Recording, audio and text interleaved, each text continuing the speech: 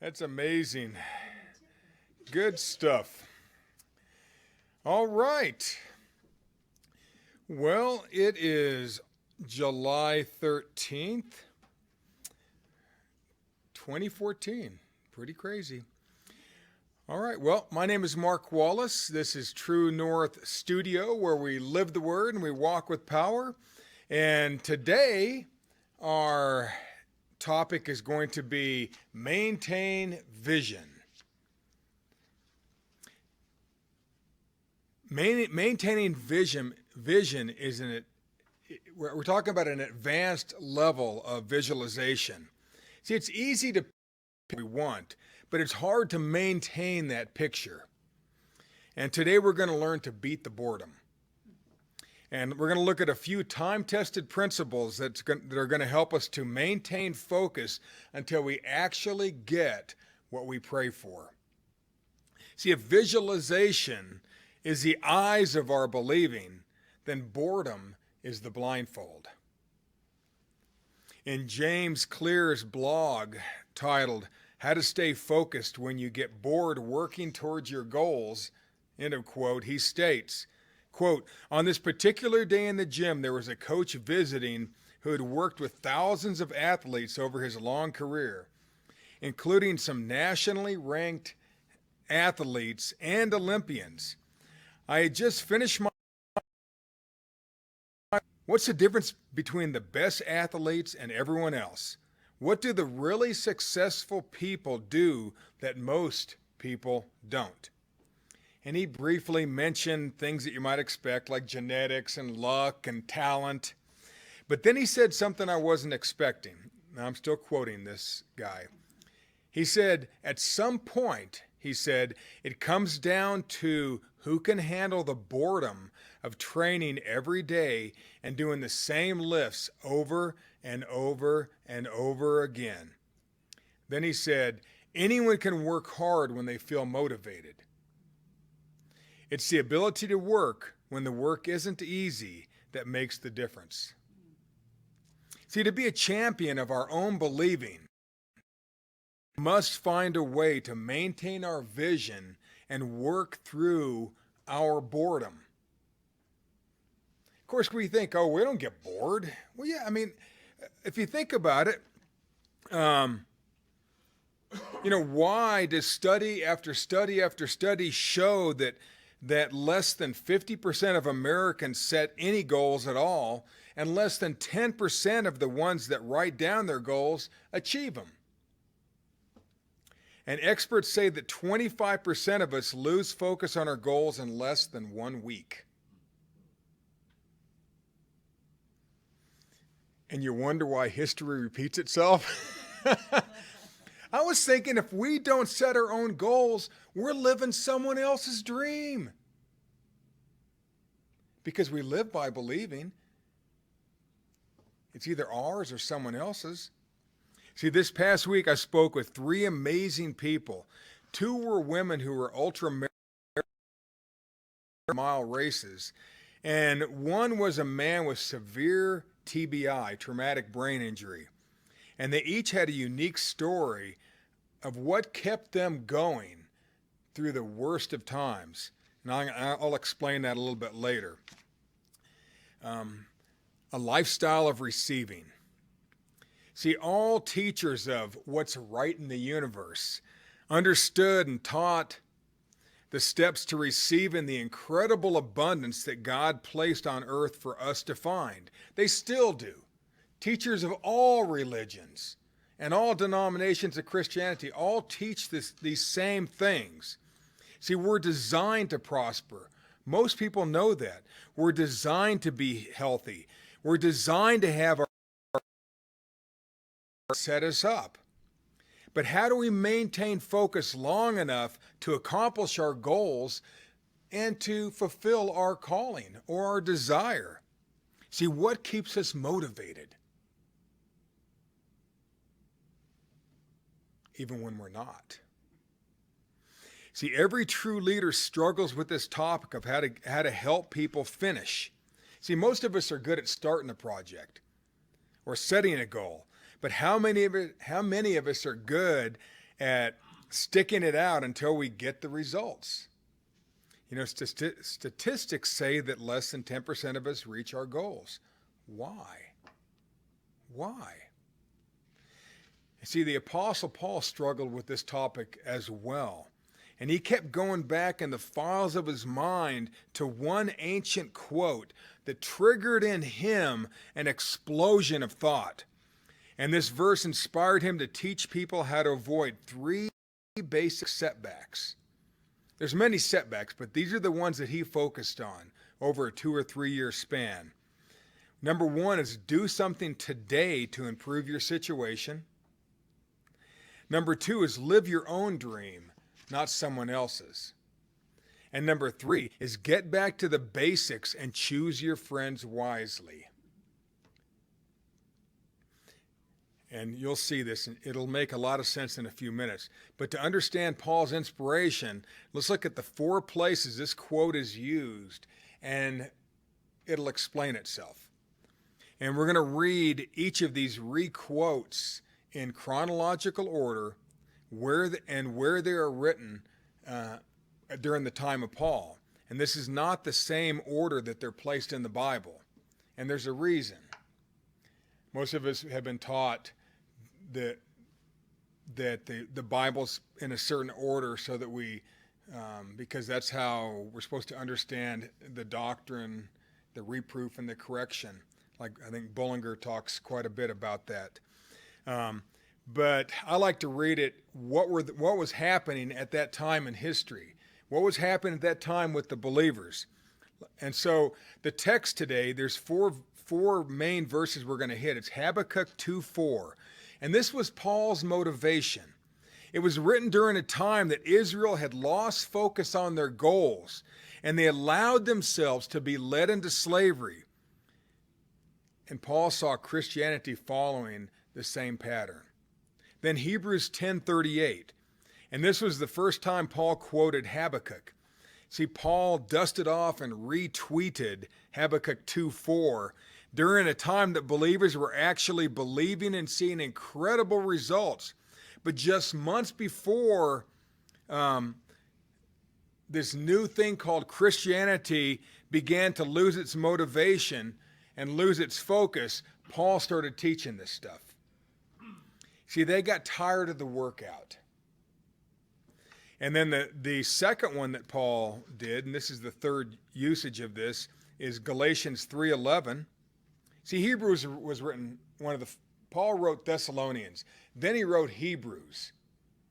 It's at the end of your Bible, but it was really written before any of the other epistles, except for Thessalonians. So now Galatians 3:11, this was the second time Paul utilized this Habakkuk quote. And this time the believers who had once been so successful, they got lazy and waited for someone else to tell them what to do and to think.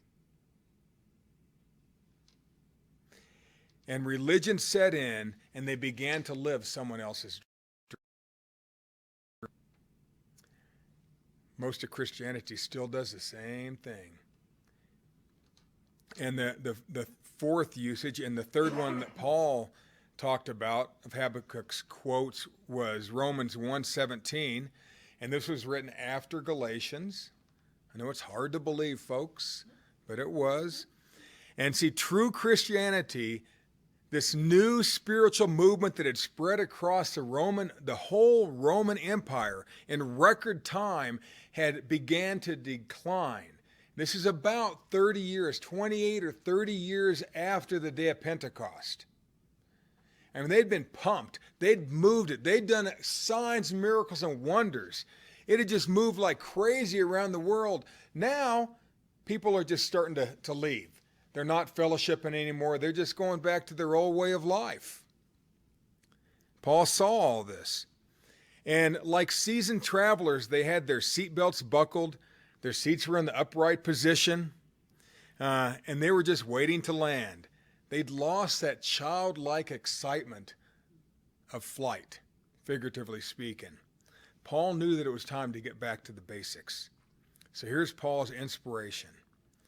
And for a man like Paul to quote Habakkuk 2:4, and to be the only person to ever quote this, Habakkuk 2:4, it's got to be big. It's got to be unique. It's got to be huge. And for Paul to have resurrected this verse, Christ didn't use that, didn't retweet, so to speak, that verse. It's got to be amazing. Now, it's about 500 BC when Habakkuk lived. And the mindset of believing of Israel had slipped to an all-time low. They just didn't care anymore. They were just living their lives, calling it good. And they were at their weakest point mentally, spiritually, emotionally, militaristically, which also meant their believing was virtually non-existent. If you're just doing what somebody else tells you to do, you are not believing, typically. Nor am I. And see, God knew the country was about to be taken over by the Babylonians. You know, he knows everything. He knows everything about you and everything we're going to need. He knows everything. And so to prepare people, God had 3 men the exact same year start speaking up as prophets in Israel. A guy named Jeremiah, a guy named Zephaniah, and a man named Habakkuk. And this revelation by Habakkuk was given just before the entire country of Israel was taken prisoner and used as slaves in Babylon. They moved the population of Israel to Babylon, and then the Babylonians took over Israel. And the record of Daniel in the lion's den happened after this. You've heard of Shadrach, Meshach, and Abednego thrown into that burning, fiery, superheated furnace. That happened after. When people didn't listen to these 3 men of God, when the country didn't turn, they ended up in this kind of slavery where people had control over your life. Imagine getting thrown in a lion's den. The guy liked him too, the king. You know, it's crazy. See, Habakkuk 2:4 simply says, "But the just shall live by his faith." And see, it sounds good, but what does it mean? It sounds real religious, you know, but why was Paul so impressed with this verse that he used it 3 times? What does it mean to be just? What does it mean to live? And what does it mean to have faith? And simply put, the just are people who endeavor to live right. That's all it is. And faith indicates a steady, stable, timeless focus. I'm going to work out when I don't feel like working out. In Habakkuk 2:2-4 from the Amplified, it says it in a different way. And I'm going to read it. Then God answered, "Write this. Write it in big block letters so it can be read on the run." I think this is really from the Message. So you can read it on the run. This vision message is a witness pointing to what's coming. It aches for the coming. It can hardly wait. And it doesn't lie. If it seems slow in coming, wait. It's on its way. It will come at the right time. Look at that man bloated with self-importance, full of himself but soul empty. But the person in right standing before God through loyal and steady believing is fully alive, really alive. That's what Paul saw with Habakkuk. And when you know you're right and you maintain steady belief and focus, that's when you really begin to live. I saw this. Albert Einstein said, "It's not that I'm so smart, it's just that I stay with problems longer." Most people just get bored and they quit. They find something else to do, but he's stuck with the problems longer. We're going to see how Paul pulled 3 lessons out of this one quote. Number 1, now we're going to start. Do something today to improve your situation. Do something today to improve your situation. Do something every day to improve your situation. I know one of the people in here used to be a power lifter, and if you took weeks and weeks off, did you lose the strength? The answer is yes. It doesn't take long. I run long distance. If I take a week off, it's like I'm starting all over again. It's so hard. You just got to stay with it, even when the weather's bad. See, this is going to be the first time Paul dusts off Habakkuk 2:4. And amazing things were happening in the Roman Empire because people maintained focus. But he also began to see a change in attitude amongst the believers. And they were getting tired of the workouts. They were getting tired of waiting. They were getting tired of each other. They were getting tired of him.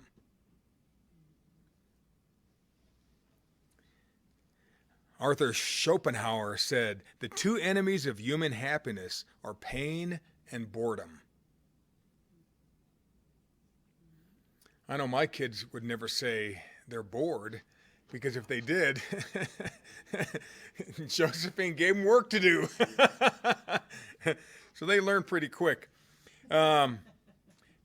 This one of these women who was an ultra marathoner, I've known her from my trail runs for over 10 years. We stopped and chatted many times, and in fact, she's the first person I ever had pass me pushing a child's stroller.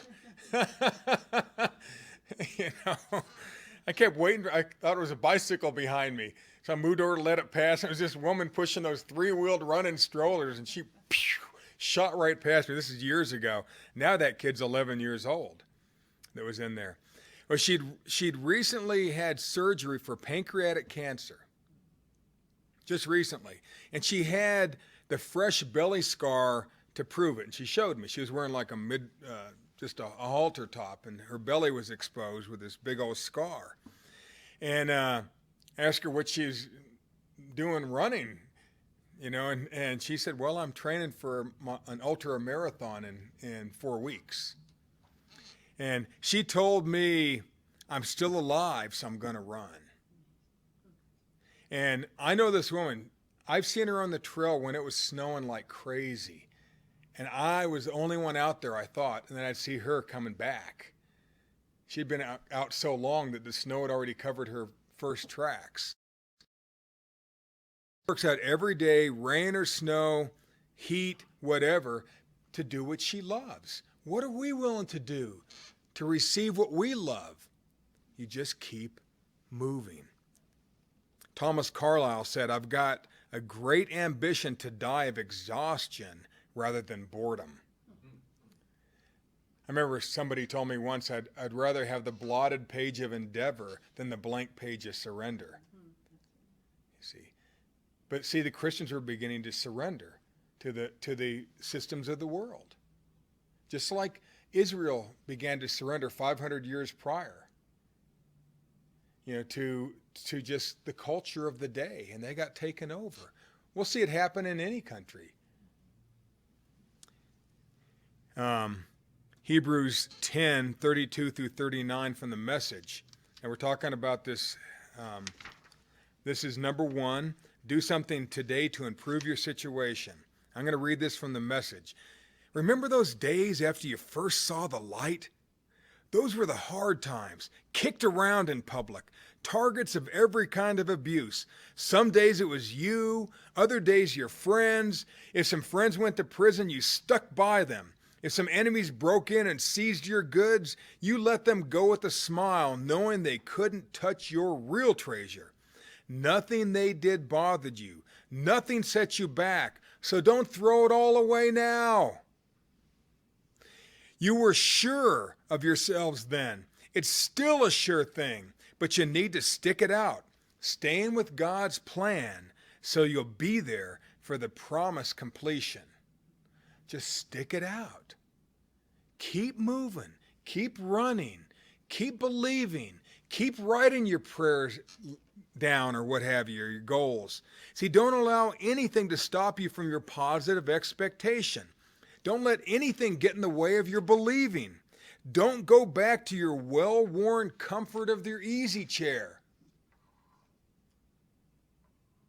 Unless you like slavery. For yet a little while, and he that shall come will come and will not tarry. See, Paul's talking about the return of Christ. He'd already had 1st and 2nd Thessalonians written a couple of years prior. People had talked about this. Now they're getting tired of talking about it. Okay, when's he coming now? We've been talking this stuff for 30 years. When's it going to happen, Paul? And these people were becoming numb to these words. What words are we numb to? Verse 38, now the just shall live by faith. There he said it. You see, that's by that faithful, focused energy. See, but if any man draw back, my soul shall. So I started thinking about this. Drawing back, you're talking about shrink and fear and all these blah, blah, blah, blah, blah, things that we've heard a zillion times. But draw back means to go back to your old way. What he's really saying is live now. Believe now. Exist now. That's all you have. This woman, pancreatic cancer, it has a very low success rate.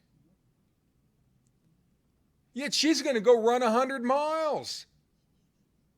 She said, I'm still alive, so I'm going to keep running. See, it's all you have is now. We spend so much time with a mental inclination of what we want in the future that we stop living now. We have the hope of the future, but we have to live now. It's to help us live now.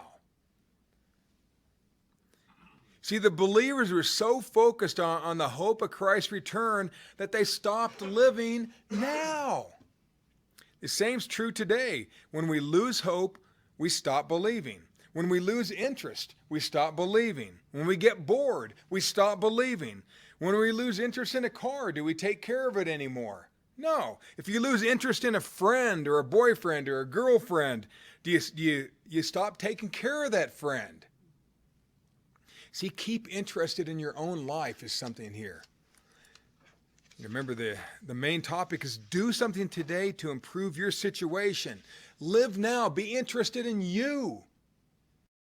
Some people are so interested in taking care of everybody else that they don't take care of themselves. And they lose families because of that sometimes. Quote, I'm not interested in preserving the status quo. I want to overthrow it. Machiavelli. Machiavelli. Niccolo Machiavelli. I'm not interested in preserving the status quo. I want to overthrow it. Overthrow the junk in our life. Make it interesting. Sometimes you just have to work through the boredom, though. Sometimes you just it's just the daily grind, and you just keep grinding. It's okay. Will enjoy the journey. The just will enjoy their journey. Lesson 1, do something every day to improve your situation. That's the first thing Paul taught. Now, number 2, live your own dream, not somebody else's. One of the women I mentioned earlier, she's a lovely lady, and I've seen her many times to her. And she ended her run this week right when I was beginning to start mine. And so her car was parked right next to mine, and so we started talking, and she had run the Death Valley Marathon many times. And most people don't finish that one. Very low percentage. And she does ultra marathons. But she was in an accident and broke her pelvis. And the doctors told her that she would never run again.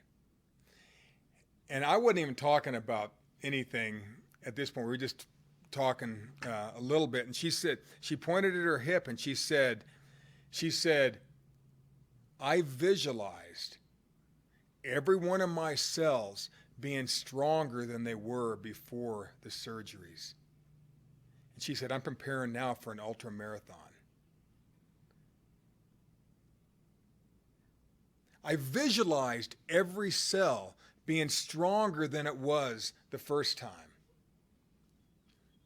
And I was like, because I've been thinking about this visualization stuff for a few weeks, and it's just funny, somebody just pops it right out and starts talking about this. You know, Galatians 3, we're going to start in verse 1. Live your own dream and not someone else's. O foolish Galatians, who hath bewitched you that ye should not obey the truth, before whose eyes Jesus Christ has been evidently set forth, crucified among you? This only would I learn of you. Receive ye the Spirit by the works of the law, or the hearing of faith? Are ye so foolish, having begun in the Spirit, and now you're made perfect by the flesh? Now Galatians, the church was already in decline. The Christianity was already beginning. People were moving out. They were quitting in droves. And here's one of the reasons why. They wanted to be told what to do, instead of having to use their brain and to just keep exercising every day in the Spirit. You have to decide. You have to believe if you want to operate the Spirit of God. You have to do something. It doesn't just magically happen. See, most churches want to perfect the flesh. They have a system to perfect the flesh, a good system. That's why anybody keeps going to a church.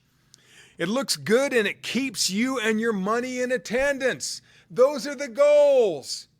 No matter what they say, that's the bait and the hook so many times in sermons. Just listen to the people even on TV. They'll always lead up to this. It'll be real good, and it's like, oh, why did you have to do that? You know, Josephine and I just went to a wedding where the emphasis was more on the preacher and his church than on the couple. They didn't highlight the couple at all. All it was about is these three men just hearing themselves talk and trying to top the other guy. It was sad. I'd never seen anything like it. I'd never seen that type of ego before. And all their words were to get those kids to stay in that church and keep their money in that church. It was very overt, but most groups it's much more covert, but it's still there. Remember, live your dream, not somebody else's. See, Paul called legalism a bewitching, and that's the same bewitching that plagues Christianity today. You know, when you know better but allow yourself to be ruled by another, you're no longer a free-ranging Christian.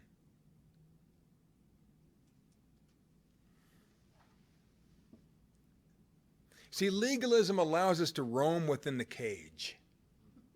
You can go anywhere you want in this room.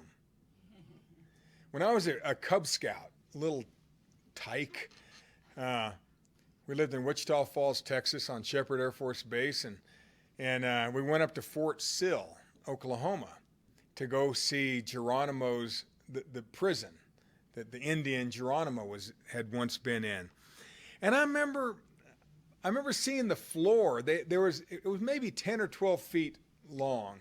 It was just a room, 12 feet or 10 feet by 10 feet, very small, a bed, and then it just had an aisle between the barred door and this window that had no glass in it. It was just bars and a window.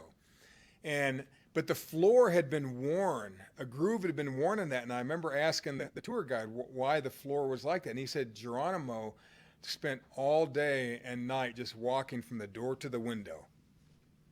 Door to the window. I mean, he was an Indian. He was free. He wasn't used to living in a house, much less being in a prison cell. That's legalism. You're free to walk from here to there, and from there back to here, and from here back to there. You see, verse 11, but no man is justified by the law. The law is other people's vision for you. In the sight of God, it's evident, for the just shall live by faith. This is the second time he says this. That's that independent visualization. Live your life, not somebody else's, for what you want to. I asked Josephine yesterday, I was talking about this, and I said, you're talking about setting goals and keeping a vision, and she was saying, well, some things are really hard to keep, vision. In fact, I don't even want to do it. And I said, well, then it's not your goal. And she said, what? I said, if you set a goal, then it's something you wanted. But if it's somebody else's goal that you didn't really buy into, you see, then there's nothing there. There's no connection. You see, live your dream, not somebody else's. If you try to live somebody else's goal, that's why I like sales and stuff. If people can buy into the sales philosophy of that company and they like the products, they can sell like crazy. But if they don't like the products and they don't buy into the philosophy of that company, they're not going to sell. It'll be very unusual. The just shall live by faith, by believing, by independent visualization. You see, and the law is not of faith. The law, legalism, is not of faith. It's not of believing. Now, how can that be? It's because you don't have to, you're just doing what you're told to do. There's no believing. There's no buy-in. It's just head behind shoulder, head behind head, just walking, doing what you're supposed to do throughout your life. See, the law is not of faith, not of visualization, not of a mental picture, not of pushing through when you're bored. But the man that doeth them shall live in them. See, this was a brand new way of thinking. This had never really been taught before. Once again, Paul said the just, or the right livers, the righteous, they thrive on believing. They thrive on independent thinking. See, legalism is living out somebody else's dream, not yours. Verse 11 from the Message. Habakkuk had it right. The person who believes God is set right by God, and that's the real life. Rule keeping does not naturally evolve into living by faith. You're never just going to become a great believer if you're legalistic, because you don't have to believe. Just all you have to do is just follow. See, faith is free and focused expectation. You are totally and absolutely free Christians. To finish this is rule keeping, but rule keeping only perpetuates itself in more and more rule keeping, a fact observed in Scripture. The one who does these things, this rule keeping, continues to live by them. Just a perpetual motion machine. It's easy. Just follow us while we move you out of your country. We'll move you right out of your country somewhere else. Let us just take over. It's cool. Everybody's doing it. We do. If you get used to doing that in your religion and your thought, you're going to get used to doing it in everything. It's time to think. See, once we get accustomed to following others' rules, it's hard to get off that train, especially if you hang out with a group that thinks the same way. Religion is a hard habit. It's a bitter master. And it's hard to break away from a group of people when they've tried to control you, because you got friends, you have family, acquaintances. You're used to it. It's hard. See, it's hard to fit when you're free. See, freedom doesn't fit any mold. There's no mold for freedom. Don't be conformed to this world. If a set of rules keeps you from accomplishing your godly goals, then break the rules. So lesson 2, live your own dreams, not somebody else's. Now number 3, the last one. This is the third and final time that Paul used Habakkuk's words. And true Christianity, this new spiritual movement had spread across the entire Roman Empire, like I said before. But it had begun its decline. And so now we're going to go into Romans chapter 1, which was written after Galatians. Even though we're taught that you read it before Galatians, it was written before Galatians. Or after, excuse me. It was written after Galatians. And so, like these seasoned travelers that had their seats buckled and their seats were in the upright position, they were just waiting to land, so to speak. They lost that childlike excitement of flight. And Paul knew it was time to get back to the basics of believing. See, they had to get back to the basics. And they also had to choose their friends more wisely. And keep focus even through the boring workouts. Now, this gentleman with traumatic brain injury that I mentioned earlier, he knew he needed help. I've known him for about 3 or 4 years, and I do work at his house, basically because I feel sorry for him. He's so scattered. He can't even talk a full sentence. He just jumps here and there in the conversation, and when he can't walk right, he shuffles his feet. Won't pick up his feet. He just shuffles along. He was in an automobile accident, this guy, and really got hammered. And he can't make a complete conversation. The neighbors mock him openly, like he's just a stray dog. And he can hear them. When I go there, I hear what they say because he's such an unusual cat, this guy. So, he's hard to talk to, but he called me last week. And this time he sounded normal. He just talked normal to me. And I said, Chris, what happened to you? I said, you're coherent. I said, you sound like a man. And he said, thank you very much for noticing. I chose a new group to try to help me, you see, and he said, I can think again. He said, it's been years, a decade since I've been able to think. So whatever this new group did, it's taught this guy how to retrain himself. And I'm going to go see him on Thursday, but I mean, it's, he chose new friends and he stays, he keeps his mind fixed. He stays, he's just been wanting to be healed, for years and years and years, but he never found a way for it to happen until one door finally opened for him. He finally sees the light, but he never gave up, even when everybody gave up on him, including his whole family.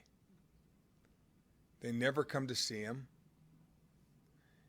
And but enough on that. So Romans chapter 1, verse 11. For I long to see you, that I may impart unto you some spiritual gift, to the end that ye may be established. That is, that I may be comforted together with you by the mutual faith, both of you and me. See, now Paul's going a whole different direction here. And what is this spiritual gift he's talking about? You see, he didn't talk about it those other times. It was just, he just really talked about believing and focus. Now it's believing combined with the gift of God. And this is a whole new level. See, the second thing he added here is mutual believing. And it makes me think about Ephesians 3:20. Now unto him that's able to do exceeding abundantly above all that we ask or think, according to the power that worketh in us.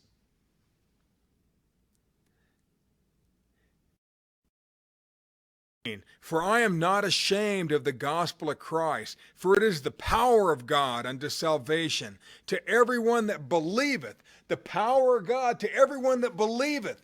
To the Jew first and also to the Greek. To the people who think they're believers and the ones who they think aren't.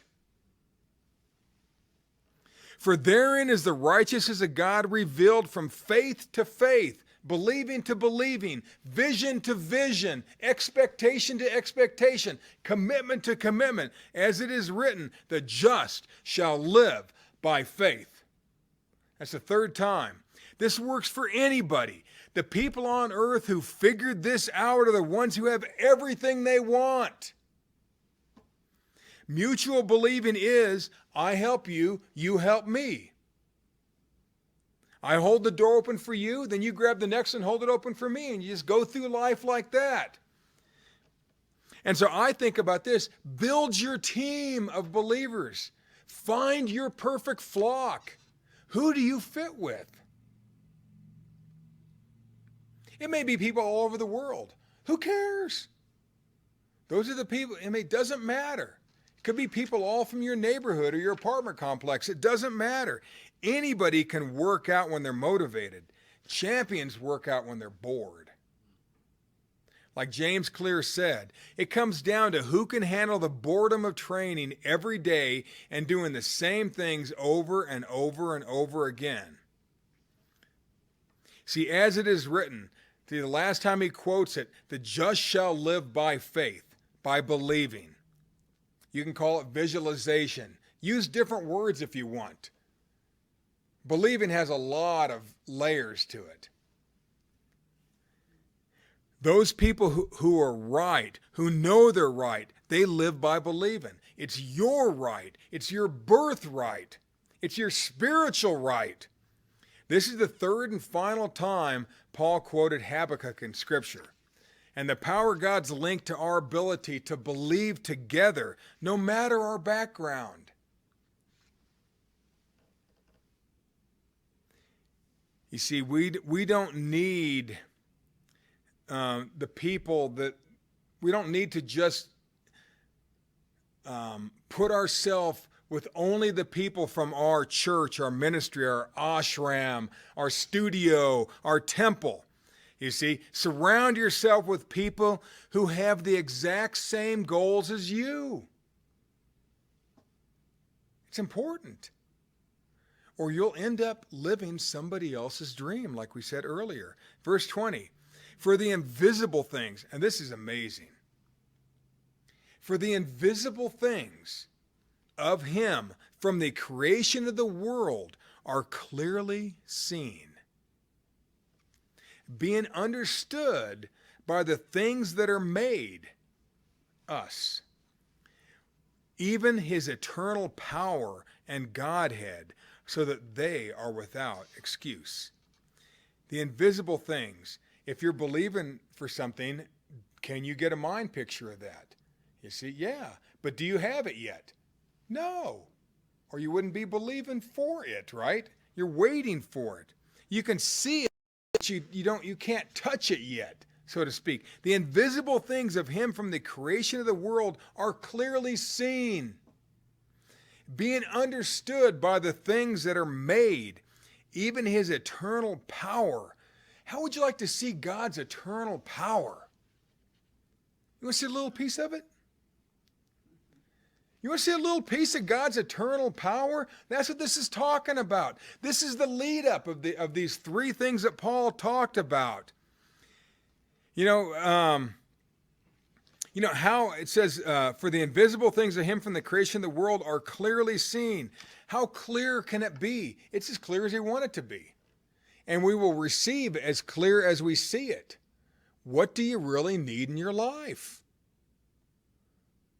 What do you want in your life? What do you expect in your life? Wouldn't you like to clearly see God's eternal power? My God. That's one that can move through time and space. That's what he's saying here. The context here is the just shall live by faith or believing. And this whole other level that Habakkuk couldn't even imagine, Paul's talking about here. He took what Habakkuk said and he's taken it to a whole new level. It's global. It's universal. Everything we need.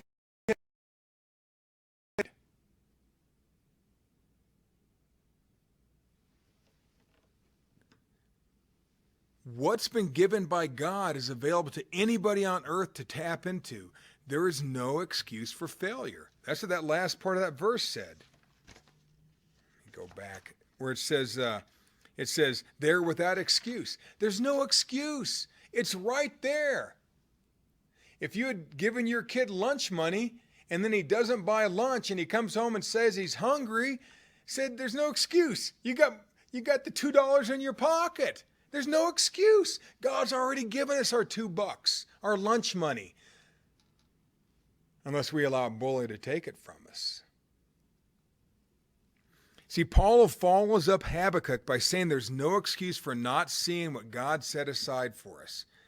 We have each other to help us now. But we need each other to remind us at times. Choose your flock wisely. See, believing allows us the ability to see things that don't even exist yet. The girl with pancreatic cancer saw herself running. She knows it's deadly. She said it. She goes, I'm surviving. I'm one of the few, but I'm going to run. The other one had her pelvis crushed. Every cell. I'm believing for it to be stronger than it was before. This other guy, every time he talks about wanting to get help, what he's doing, these 4 years I've known him, now he's changing. He found some open door, boom. Now he's talking like a normal person. It's amazing. See, do you see it? Can you smell it? Do you really see what you're looking for? Can you savor it? Can you touch it? And what about the things God wants us to have? It's got to be good. Habakkuk tried to save Israel from slavery by reminding them to stay focused and to believe big, but they went into slavery anyway. Him and the other two guys were just flapping their gums. They could have changed, but in a few short months, they were in captivity in Babylon. And they were in slavery. They were enslaved because their believing dropped to an all-time low. Stay strong. We have to get our believing back up. Our mutual believing back up. And it's grassroots. It's one person at a time. The best thing we can do is to speak the word, not speak politics. There's enough people doing that. You see, Paul tried to save an ailing Christian church from spiritual in them to live their beliefs and to do it together. So don't allow legalism from anybody to stop you. Don't allow any type of legalism or rules to stop you from reaching your spiritual goals. No matter what somebody's told you in the past, it doesn't matter. They're your God-given goals, your God-given in the beginning of time are designed just for you. The eternal power of God. God will show you if you want to see. Try it. See, anyone can work hard when they feel motivated. How do we work hard when we're not motivated? And these are three things that we can do. You see, do something today, every day, to improve your situation. Every day. Live your own dream and not someone else's, number 2. And number 3, get back to the basics and choose your live by faith. Or we might say, we will really begin to live as we maintain vision on our goals during the most difficult or boring of times. Maintain your vision and you will reach your goals. God bless.